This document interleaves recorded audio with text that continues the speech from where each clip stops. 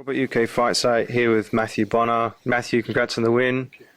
Last week, Next Gen got 3-0 at Manchester. You've added to that. How does that feel? Feels good. Always feels good to kind of carry that momentum on.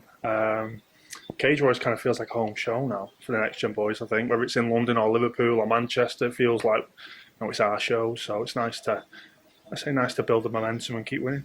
Absolutely. And Eric De Silva's on the second card.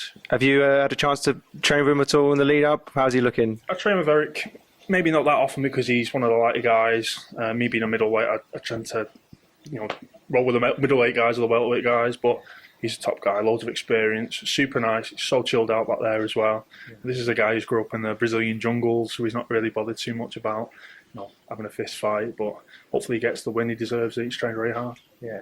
And training at middleweight, how does it feel? Well, the difference of training at middleweight as opposed to welterweight? So much better. This is kind of you question why I ended up dropping down in the first place.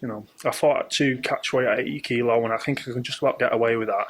Anything under 80 kilo, and I start struggling with the food, struggling with camp, and not feeling anywhere near the performance I just put on then. So it's middleweight from here on. That's going to be me for the rest of my career. Absolutely. How does it feel as well, fighting in front of a studio audience as opposed to a stadium? I don't mind it. I won the Cage Warriors middleweight world title when it was in the pandemic, where there was no crowd, even less than there was today. So it's nice. It's intimate.